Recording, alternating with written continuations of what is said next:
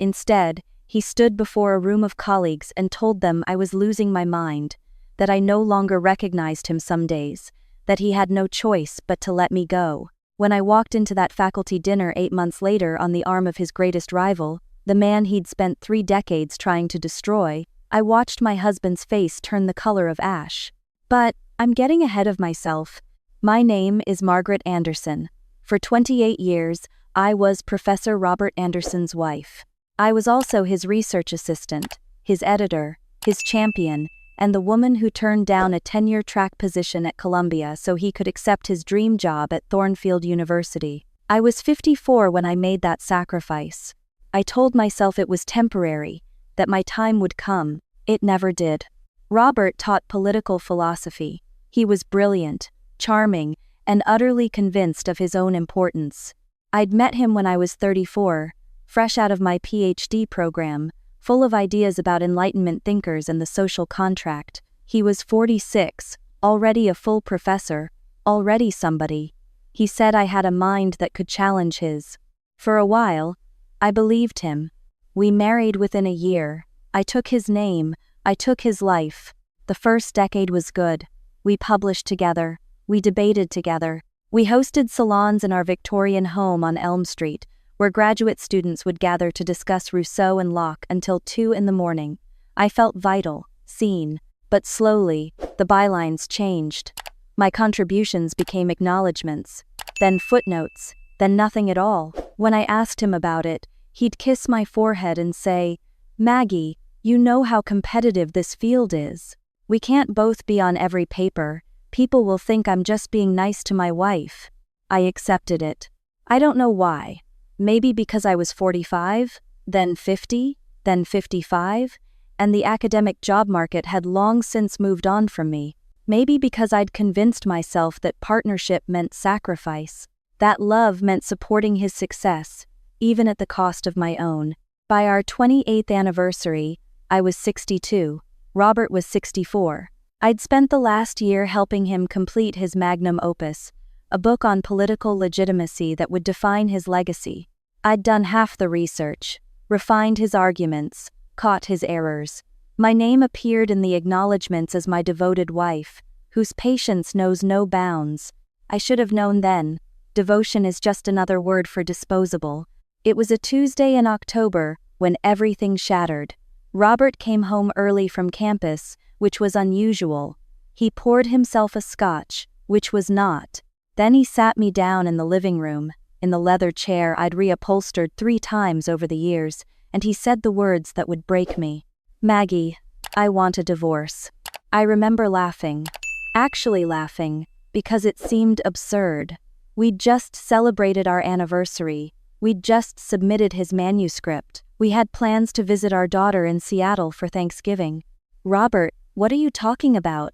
He wouldn't meet my eyes. "I've met someone. Someone who understands the pressures of my work. Someone who can give me the intellectual partnership I need at this stage of my career." The room tilted. "Who?" "Vanessa Cole. She's a graduate student in my seminar. We've been working closely on." "A graduate student." My voice sounded far away. "Robert, she's young enough to be your daughter. She's 35. She's brilliant. And she sees me, Maggie. Really sees me."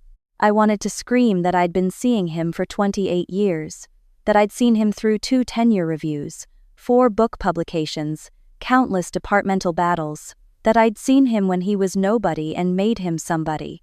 Instead, I whispered, "What about me?" "You'll be fine. You're resourceful." He stood, straightening his jacket. "I've already consulted with my attorney. Massachusetts is a no-fault state. We'll split assets fairly. You can keep the house." "How generous," I said, and the bitterness in my voice surprised even me. "Don't be like this. You knew this marriage had run its course. We haven't been happy in years." "I've been happy." He looked at me then, really looked at me, and what I saw in his eyes was pity. "Have you, though? Really? You've been my assistant for so long, I don't think you even know who you are anymore." The cruelty of it took my breath away. The fact that he was right made it worse. He moved out that week. Moved in with Vanessa in a sleek downtown apartment I'd never be able to afford on my own. The divorce proceedings started within days, and that's when Robert revealed his strategy. At a department meeting I wasn't invited to, he announced that I'd been showing signs of early-onset dementia, that I'd been forgetting conversations, misplacing things, sometimes not recognizing him in the morning, that he'd consulted with specialists, that he was devastated but had to protect himself and his work. I found out from Sarah Martinez, a junior faculty member who'd always been kind to me. She called me 3 days after the meeting, her voice shaking. "Maggie, I don't know if I should be telling you this, but what Robert said about you, I've known you for 6 years. You're the sharpest person I've ever met. There's nothing wrong with your mind." "What did he say, Sarah?" She told me everything. How he'd painted me as increasingly unstable, how he'd suggested that my recent erratic behavior had forced him to make the painful decision to leave, how he'd positioned himself as the tragic hero, sacrificing his happiness to do the right thing. It was a masterpiece of manipulation. By claiming I was mentally incompetent, he was laying groundwork. If I fought the divorce, if I demanded what I deserved, he could point to my instability. If I spoke out about my contributions to his work, he could dismiss it as delusion. I sat in our house, my house now, I suppose, and felt something inside me break. Not my mind, my spirit. For 2 weeks, I barely left my bedroom. I stopped answering calls. I stopped eating regularly. I looked at my reflection and saw what Robert had described, a woman who'd lost herself so completely she couldn't remember who she'd been. Then, on a gray November morning, I received an email that changed everything. "Dear Dr. Anderson," it began. "I hope this message finds you well. I'm reaching out regarding your 1997 dissertation on Lockean property theory. I'm currently working on a project that would greatly benefit from your expertise, and I wondered if you might be available for a consultation. I understand you've stepped away from active research, but your work in this area remains unparalleled. Please let me know if you'd be interested in discussing this further. Respectfully, Thomas Blackwood, President, Ashmont College." I read it 3 times. Dr. Anderson, my work, unparalleled. I hadn't been called Dr. Anderson in over a decade. I hadn't thought about my dissertation in longer than that, and Thomas Blackwood, I knew that name. Everyone at Thornfield knew that name. Thomas Blackwood was president of Ashmont College, a small but prestigious liberal arts institution 30 miles north. He was also Robert's academic nemesis. They'd been rivals since graduate school, competing for the same positions, the same grants, the same recognition. Robert had won most of those battles. He'd ended up at Thornfield, the Ivy-adjacent research university. Thomas had ended up at Ashmont, the teaching-focused college for idealists. Robert had always pitied him. Blackwood could have been something, he'd say. But he wasted his talent on undergraduates. I wrote back that same day. We arranged to meet at a cafe in Ashmont the following week. Thomas Blackwood was 68, tall and lean with silver hair and the kind of face that looked like it smiled often. He stood when I approached, shook my hand firmly, and said, "Dr. Anderson, thank you for making the drive. I've been wanting to talk to you for years." We talked for 3 hours that first day. About Locke, yes, but also about teaching, about the difference between research for publication and research for understanding, about what it meant to build a life in academia, when the system seemed designed to break you. "I heard about your separation," he said carefully, near the end. "I'm sorry, Robert's always been ambitious. That's a kind word for it. I could use harsher ones." His eyes were kind. "I also heard what he's been saying about you. For what it's worth, I don't believe a word of it. You don't even know me. I know your work. I've read everything you've published. Your dissertation is still the most elegant defense of Lockean property rights I've ever encountered. You don't write like that if there's anything wrong with your mind." Something in my chest loosened. "I haven't published in 15 years. "I know. And that's academia's loss." He leaned forward. "Dr. Anderson, Maggie, if I may, I have a proposition. Ashmont is launching a new program in political philosophy. We need someone to direct it. Someone with deep theoretical knowledge and a passion for teaching. Someone who hasn't been corrupted by the publish or perish mentality. You're offering me a job? I'm offering you a chance to be yourself again. We can't match Thornfield's salary, but we can offer you something better. Respect, recognition, a place where your mind matters. I should have been cautious. I should have asked about salary, benefits, contract details. Instead, I heard myself say, "When do I start?" "January, if you're ready." I was ready. The next 2 months were a blur. I threw myself into preparation with an energy I hadn't felt in years. I read, I wrote, I designed courses. Thomas and I met weekly, ostensibly to discuss the program, but really just to talk. About philosophy, about teaching, about the lives we'd built and the ones we'd left behind. He'd been divorced for 10 years. No children. I was married to the job, he said. By the time I looked up, she was gone. Can't say I blame her. Do you regret it? Every day. But I'm trying to build something different now. Something that matters beyond my own ego. I found myself telling him things I'd never told anyone. About the years of invisibility. About watching my name disappear from work I'd done. About the morning I'd realized I couldn't remember the last time Robert had asked about my thoughts on anything. He took something from you, Thomas said quietly. But Maggie, he didn't take everything. Your mind is still yours. Your ideas are still yours. And now you get to share them again. By December, Robert's book was published to glowing reviews. He did interviews. He went on a small publicity tour. In every interview, he thanked those who supported him, but my name was never mentioned. Not even in the acknowledgments section, the interviewer read aloud. I'd expected it to hurt. Instead, I felt free. I started at Ashmont in January. My office was small but bright, with windows overlooking a courtyard where students gathered between classes. I taught 2 courses that first semester, Foundations of Political Theory and a senior seminar on the social contract. My students were engaged, curious, challenging. They called me Dr. Anderson. They wanted to hear what I thought. I remembered what that felt like. Thomas and I fell into an easy rhythm. Coffee on Tuesday mornings to discuss the program, lunch on Thursdays to debate philosophy, walks through campus when the weather was nice. We were friends, just friends. Until we weren't. It happened in April, 6 months after I'd started. We were in his office, arguing about Hobbes and whether the state of nature was truly as brutal as he claimed. I'd made a point about cooperative behavior in pre-political societies, and Thomas had laughed, really laughed, and said, "God, I've missed this. I've missed having someone who can challenge me." Robert used to say the same thing, I said, and immediately regretted it. "I'm not Robert." His voice was gentle. "I don't need you to make me look brilliant, Maggie. You already are brilliant. Being around you just makes me want to be better."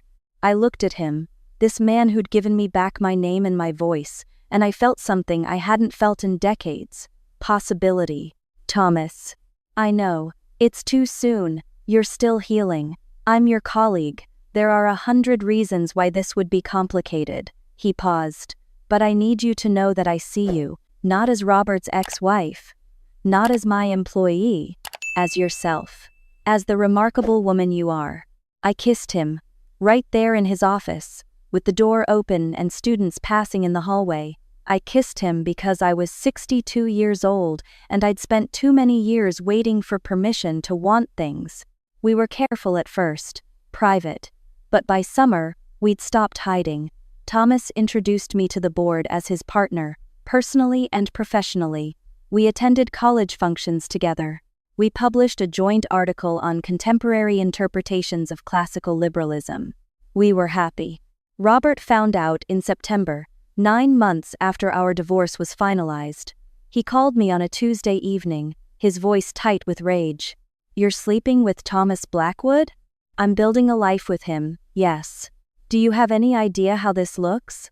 The president of Ashmont and my ex-wife? People will think you left me for him. People think I have dementia, Robert. I'm not sure their opinions matter much to me anymore. This is humiliating. For whom? He hung up. The next week, I received an invitation. The annual New England Political Theory Conference was being held at Thornfield in October. As a courtesy to Ashmont's new program director, I was invited to attend. Thomas was invited as well. I knew it was a trap. I also knew I was going to walk right into it. The conference dinner was held in Thornfield's Grand Faculty Hall, the same room where I'd attended countless events as Robert's wife. I'd always sat at the far end of the table, made small talk with other spouses, smiled and nodded while the real scholars discussed important things. Now I walked in on Thomas's arm, wearing a deep blue dress I'd bought specifically for this night. My dissertation advisor, who I hadn't seen in 15 years, stopped mid-conversation to embrace me. Sarah Martinez waved from across the room. And Robert. Robert stood frozen by the bar, Vanessa beside him, watching us with an expression I couldn't quite read. Thomas was gracious. He greeted everyone, introduced me not as his partner but as Dr. Margaret Anderson, director of Ashmont's political philosophy program, and the finest Lockean scholar of her generation. We were seated, by some cruel coincidence or deliberate planning, directly across from Robert and Vanessa. Dinner was excruciating. Robert tried to ignore us, but Vanessa kept glancing my way with something like curiosity. Finally, during the main course, she spoke. "Dr. Anderson, I've been meaning to ask you, did you really work on Robert's book about political legitimacy?" The table went quiet. "I did some research for it, yes." "Some research?" She laughed, but not unkindly. "Robert's told me how much you contributed. He said you basically wrote the entire 3rd chapter." Robert's face went red. "Vanessa, that's not—" "He also mentioned that you never got credit for it. I told him that seemed wrong." She looked at Robert. "I told him he should have made you a co-author." The silence was deafening. Thomas, bless him, squeezed my hand under the table but said nothing. "Well," I said carefully, "what's done is done." "Is it though?" Vanessa turned to me, and I saw something sharp in her eyes. "Because I've been reading your dissertation. It's brilliant. And I noticed that a lot of Robert's arguments, especially in his earlier work, sound a lot like yours." "Vanessa," Robert's voice was warning, "this isn't the time." "When is the time, Robert? When you're accepting your next award? When you're giving your next interview?" She looked around the table. "I'm just saying, if I were Dr. Anderson, I'd want people to know the truth about who wrote what." I should have been grateful. Instead, I felt sad, because I recognized what I was seeing. Vanessa was 28 months into her relationship with Robert, and she was just beginning to understand what I'd known for years. That brilliance wasn't enough. That partnership, to Robert, meant service. She'd figure it out eventually. They always did. "It's kind of you to say," I told her. "But I've made my peace with it. I'm building something new now. Something that's entirely mine." Here," Thomas said quietly, raising his glass. The rest of the dinner passed in strained small talk. But as we were leaving, Robert pulled me aside. "You did this on purpose. You and Blackwood. You're trying to humiliate me." "Robert, I'm trying to live my life. By flaunting your relationship with my oldest enemy? By turning my own student against me? Vanessa's her own person. As for Thomas, he's not your enemy. He's just someone who saw value in me when you didn't. I gave you everything." "No." I met his eyes. "You took everything. My time, my work, my name, my reputation. You even tried to take my mind when you told everyone I was losing it, but you know what you couldn't take? My actual intellect. My ability to think, to write, to teach. That was always mine. And now I'm using it. You'll never be more than a teacher at a second-rate college." "You're right, I'll never be you. Thank God for that." I walked away, Thomas waiting by the door. Robert stood alone in that grand faculty hall, surrounded by colleagues who were already starting to whisper about Vanessa's comments, about my presence, about what else might be true in the story he'd been telling. The next morning, I woke up in Thomas's arms in his home in Ashmont. Sunlight streamed through the windows. I could hear birds outside. And for the first time in 28 years, I felt like myself. "What are you thinking?" Thomas asked, his voice still rough with sleep. "That I'm 63 years old, and I finally know who I am." "And who is that?" "Dr. Margaret Anderson, scholar, teacher, woman who refuses to be erased." He kissed my temple. "I could have told you that months ago. I needed to figure it out myself." 6 months later, Thomas and I published a book together. Not because I was his assistant or his editor, but because we were true intellectual partners. Both our names on the cover, equal billing. The book was well reviewed. Better than Robert's, if I'm being honest. Vanessa left him that same spring. I heard through the academic grapevine that she'd filed a complaint about their relationship, how it had started when she was his student, how he'd promised her co-authorship on projects and then relegated her to acknowledgments. The university launched an investigation. Robert took early retirement. I should have felt vindicated. Instead, I felt tired. Tired of the whole game. Tired of watching brilliant people destroy each other for scraps of recognition. So Thomas and I decided to build something different. We launched a fellowship program at Ashmont for scholars who'd been marginalized in traditional academia.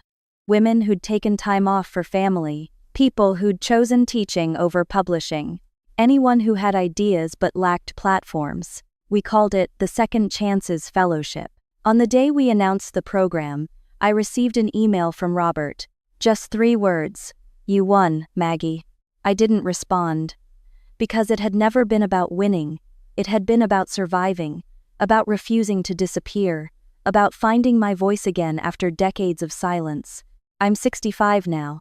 Thomas and I aren't married. We decided we don't need that particular institution, but we're partners in every way that matters. We teach, we write, we mentor students who remind us why we fell in love with ideas in the first place.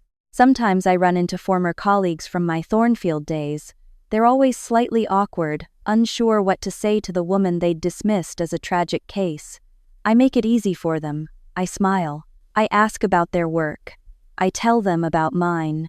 And when they look surprised that I'm still publishing, still teaching, still thinking, I remember Robert's face at that faculty dinner. The shock, the anger, the fear. Because he'd tried to write me off as a woman who'd lost her mind. Instead, I'd become the woman who found herself. That's the craft of revenge, I suppose. Not destruction, resurrection, not tearing others down, building yourself back up, making them watch while you become everything they said you couldn't be.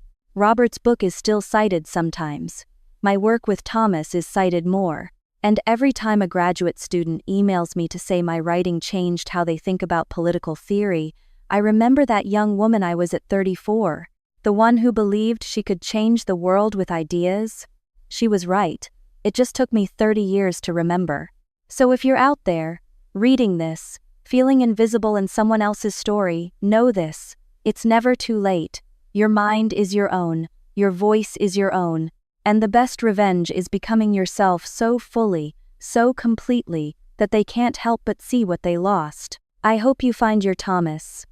But more than that, I hope you find yourself, because that's when the real story begins.